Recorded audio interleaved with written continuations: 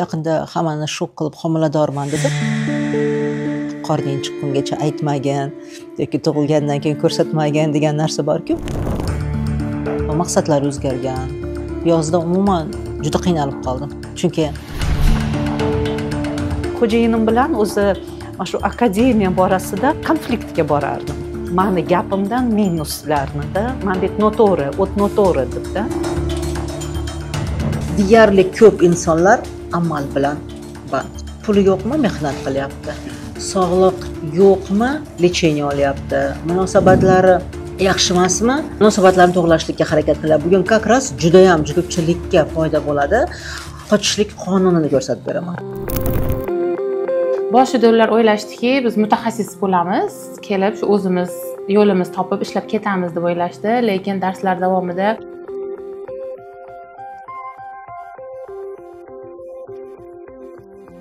akademiyada eng katta o'rgangan narsam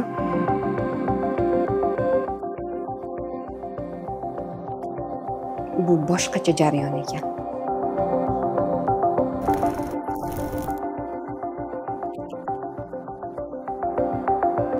Men hech kim uchun hal qilmayman. O'zlari ham hal qilmaydi, o'zi olib kelib qo'yadi.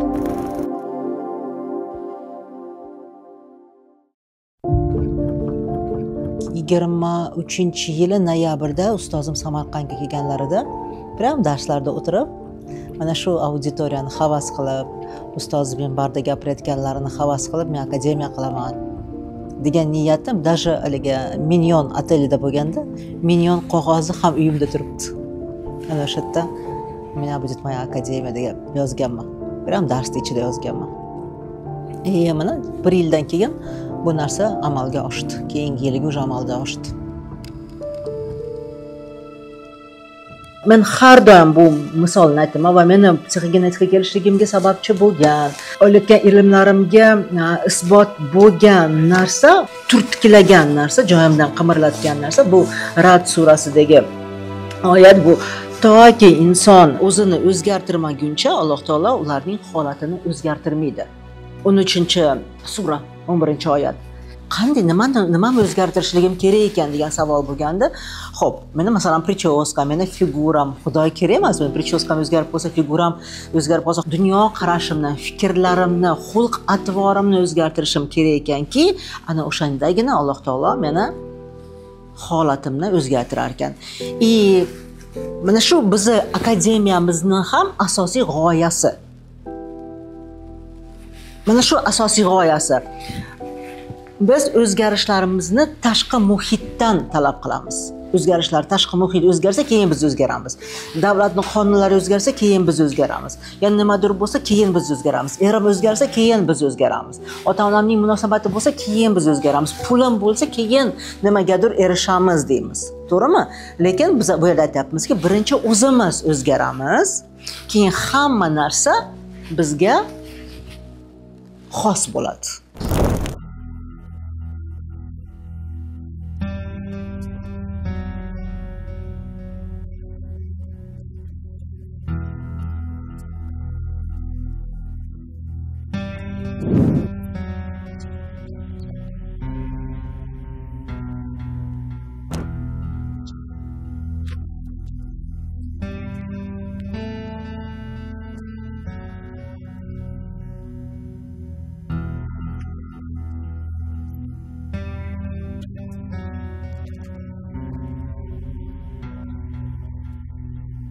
Masalan, yuzaki narsalar ko'pini bilaman.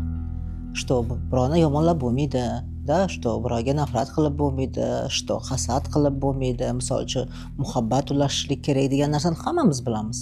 Va bu narsani qilamiz ham, misol uchun, lekin buni uzoq qila olmaymiz. Biz sababini bilishligimiz kerak. Nega nafratlanyapmiz? Nega yaxshi ko'ra olmayapmiz? Nega beminnat xizmat qila olmayapmiz? Majbur qilishingiz mumkin. O'zingiz 1 oy majbur qilasiz, 2 oy majbur qilasiz, 3-oy qila olmaysiz.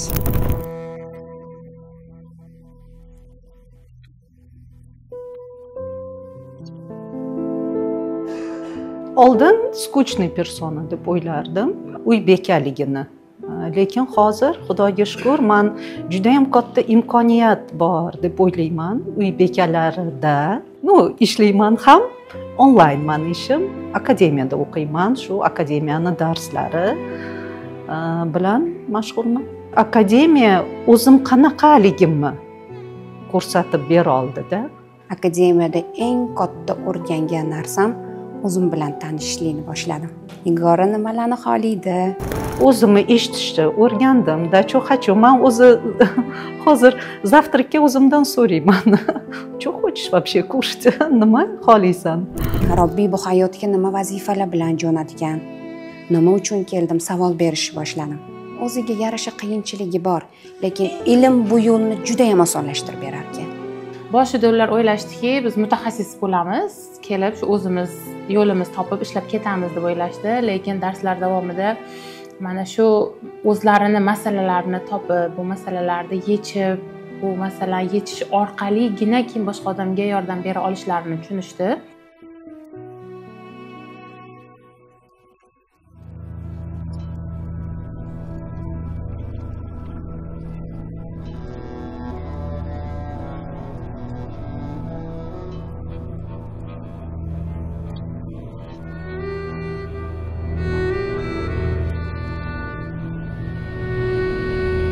Qochishlik qonunini ko'rsatib beraman. Qochishlik qonuni bu yerda ham ajrashishlar, ham bir joyda ishlay olmasliklar, bular hammasi qochishlik yoki o'zini shahridan boshqa shaharga chiqib ketishlar, bular hammasi qochishlik qonuni. Zakon bekstva deyiladi. Как раз bugun zakon bekstvani ko'rsatib beraman. Zakon bekstva bor inson, misol uchun ajrashyapti, через какой-то момент сразу turmushga chiqishligim kerak deyapti, turmushga chiqib ketyapti, lekin zakon bekstva bilan. U yerda ham shu narsa qaytarilyapti. Tushuntira oldimmi?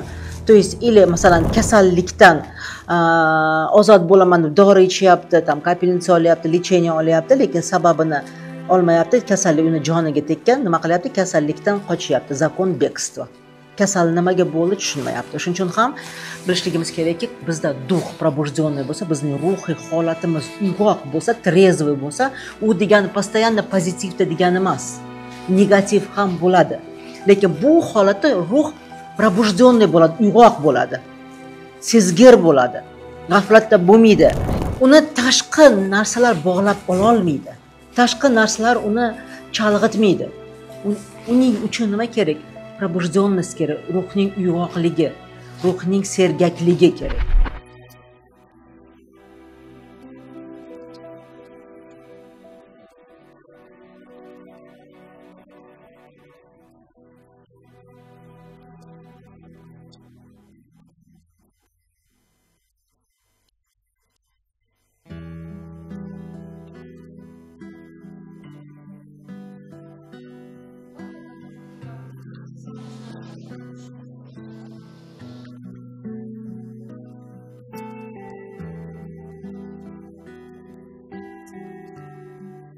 O'zi akademiyaga kelganda точка A, точка B bo'ladi-ku, o'sha aynan точка B ga shu narsani qo'ygan edim.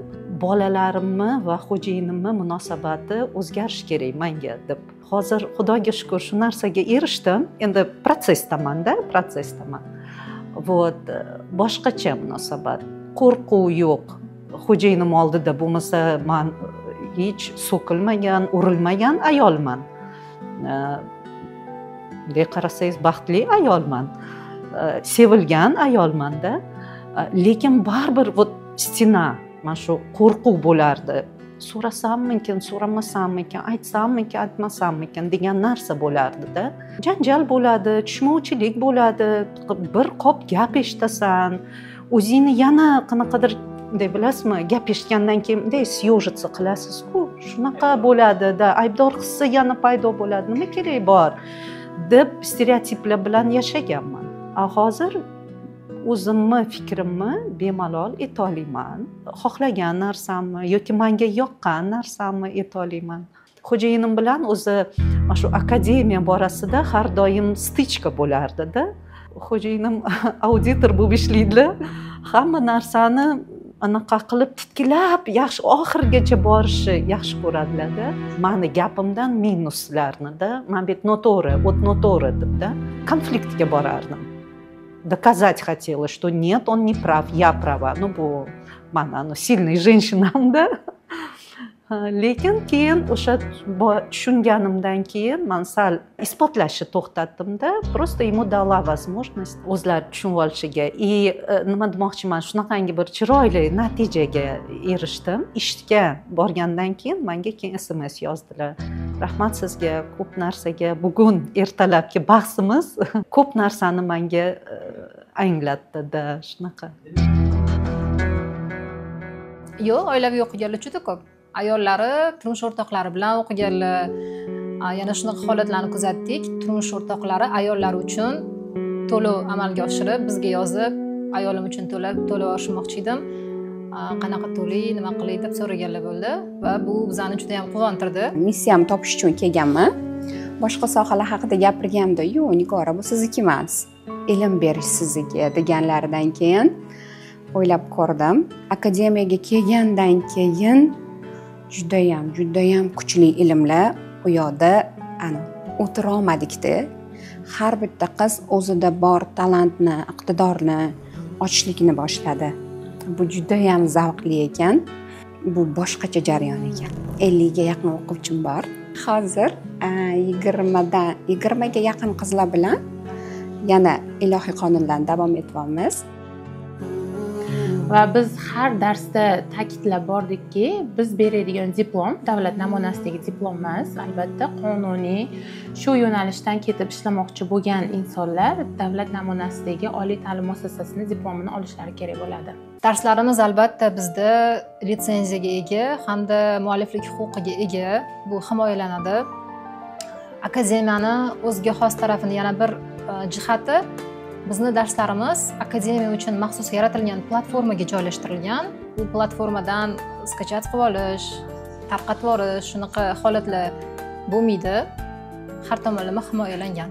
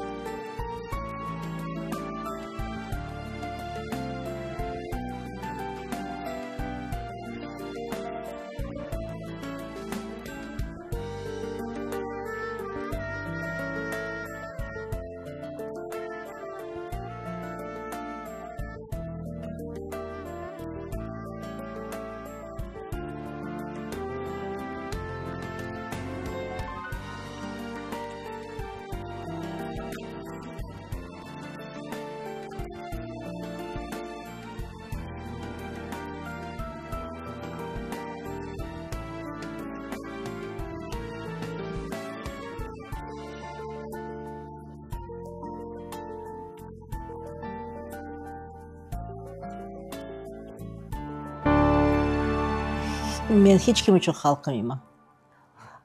O'zlari ham hal qilmaydi, o'zi olib kelib qo'yadi. Men misol uchun mutaxassis bo'laman deb harakat qilmaganman hech qachon. Men faqat o'zim uchun bo'lgan o'zi Xudo mana shunga olib kelib qo'ydi. Hali ham men bu joydan juda ko'p qochaman. O'zimga talabam jiddiy, o'zimga vazifalarim ko'paydi. Vazifam juda ham oldingidan ko'ra vazifam ko'paydi. O'zim amal qilmagan narsam qanaqa qilib boshqalarni talab qilishligim mumkin. Maqsadlar o'zgargan.